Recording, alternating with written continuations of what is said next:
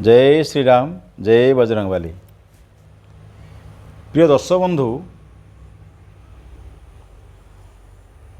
श्री महावीर हनुमानंकर साबर मंत्र रे एक शक्तिशाली सिंदूर बशीकरण साबर मंत्र रही।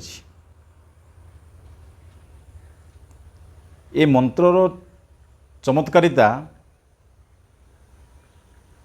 अत्यंत नियारा।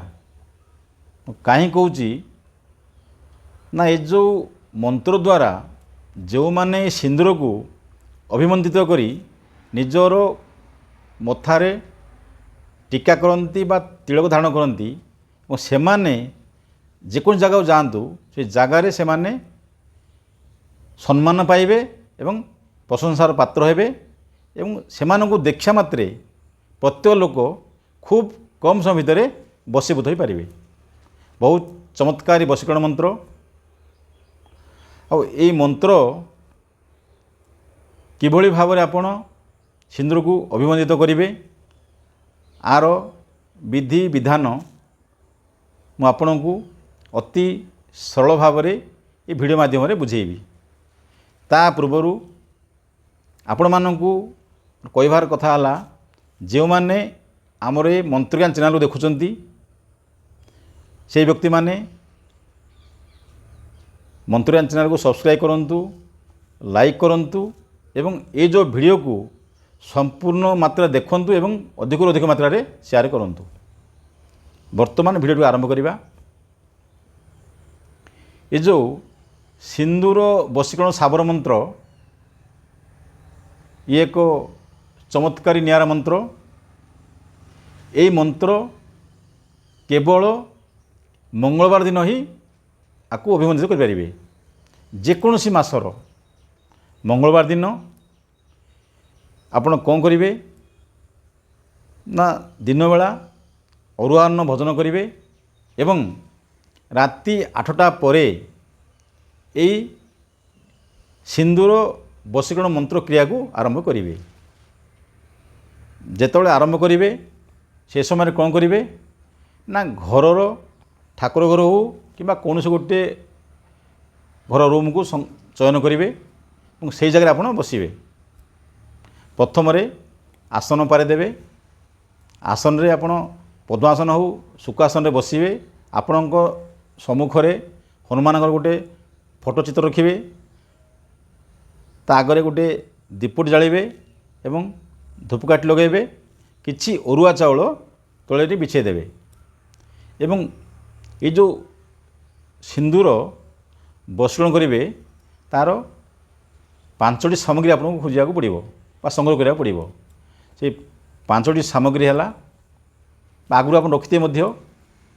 प्रथम है हनुमानंकर सिंदूर, द्वितीय है भल गाई घी, तृतीय है क्रूड़, चतुर्थ है किसी कंचा क्षीर, पंचम है लाल चंदन बा रक्त चंदन।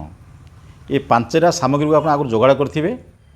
जो आप मंत्र आरंभ करेंगे सिंदूर मंत्रिबे से समय प्रथम कौन करेंगे गोटे 10-15 मिनट पूर्वर कंचा क्षीर से कूड़ चेरटा को आप भिजे देथिबे।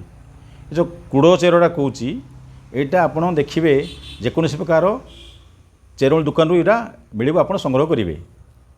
से कूड़ चेरटा भिजिला परे ताकू चंदन पेड़ा बा पत्थर द्वारा घषी देवे और तापर लाल चंदन घषिबे। चंदन कूड़ ये दुई जिनस को से क्षीर रे मिक्स करी ताइरे घी पकई देवे एवं हनुमान सिंदूर पकई ताकू मिसई देवे। एवं जो मिसेबे मन रखिथे से समय मु जो मंत्र कहबी से मंत्र को 108 थर कहे। मंत्र सिंदूरटा को एमती माने मिश्रित करुवे मंत्रटा पढ़ुवे। ये 108 थर करेंगे। कर सारा टे हनुमान फोटो को छुई देवे एवं से सिंदूरटा को आपण हाथ में धरवे। ये रखी पुणी 108 थर मंत्र करेंगे। ये मंत्र पढ़ुवे गोटे थर इे फुंक मारुवे। ये 108 थर पढ़े 108 थर फुंक मारे। गोटे का ध्यान रखिए जो सिंदूर मिक्स करेंगे बा मिसेबे गोटे काच पात्रटी जोगाड़ करेंगे। से काच पात्र ही मिसेबे। ଏବଂ ସିନ୍ଦୁର ମିଶି ସାରିବା ପରେ ବା ମନ୍ତ୍ରିତ ହୋଇସାରିବା ପରେ ଗୋଟିଏ ଭଲ ଡବା ଦେହ ରଖି ଘରର ଠାକୁର ଘରେ ହେଉ କିମ୍ବା ଗୋଟେ ଭଲ ଜାଗା ରଖିବେ ଯେଉଁ ଜାଗାରେ କି କୌଣସି ସ୍ତ୍ରୀ ପିଲାମାନଙ୍କର ମାସିକା ଛାଇ ନ ପଡ଼ିବ। ଏ ପ୍ରତି ଧ୍ୟାନ ଦେବେ। ବହୁତ ଚମତ୍କାରୀ ମନ୍ତ୍ର, ସୁନ୍ଦର ମନ୍ତ୍ର ଏବଂ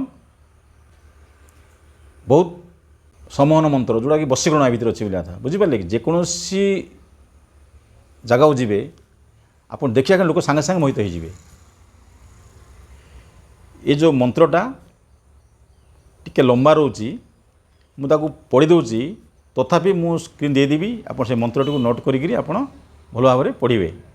ମନ୍ତ୍ରଟି ହେଲା ହସ୍ତଲେପେଇ ହସ୍ତମସ୍ତ ବୈଶେ ଭୟରୁ ବସେ କପାର ନାରସିଂହ କି ମୋହିନୀ ମୋହ ସବ ସଂସାର ମୋହନରେ ମହମତ ବୀର ସବ ବୀର ମେ ତେରା ଶିର ସବକେ ଦୃଷ୍ଟି ବାନ୍ଧତେ ମଇ ତେଲ ସିନ୍ଦୁର ଚଢ଼ଉ ତେଇଁ ତେଲ ସିନ୍ଦୁର ହଁରେ ଆୟା କୈଳାସ ପର୍ବତସାୟା କୌନ ଲାୟା ଅଞ୍ଜନିକା ହନୁମନ୍ତ ଗୌରିକା ଗଣେଶ ତାଲା ଗରା ତତଲା ତିନ ବଂଶେ କପାଲ ବିନ୍ଦଂ ତେଲ ଦୁହାଇ କାମିଆ ସିନ୍ଦୁର କି ହୋମେଙ୍ଗ ଦେଖ ହିତଲ ହିଁ ଜୟ ହମାରି ଭକ୍ତି ଗୁରୁଜୀ ଶକ୍ତି ଫୁର ମନ୍ତ୍ର ଈଶ୍ୱର ବାରି ସତ୍ୟ ନାମ ଆଦେଶ ଗୁରୁକା। ଏ ଯେଉଁ ମନ୍ତ୍ରଟାକୁ ଆପଣ ଭଲ ଭାବରେ ନୋଟ୍ କରିଦେବେ ଏବଂ ମନ୍ତ୍ରିତ କରିବେ। ଦର୍ଶକ ବନ୍ଧୁ, ଏ ଭିଡ଼ିଓକୁ ଦେଖି ସାରିବା ପରେ ବହୁତ ମାତ୍ରା ସେୟାର କରିବେ। ମୁଁ ଭାବୁଛି ନିଶ୍ଚିତ ଭାବରେ ଏ ମନ୍ତ୍ରଟି ଆପଣମାନଙ୍କର କାର୍ଯ୍ୟରେ ଆସିବ। ରହୁଛି। ଜୟ ଶ୍ରୀରାମ।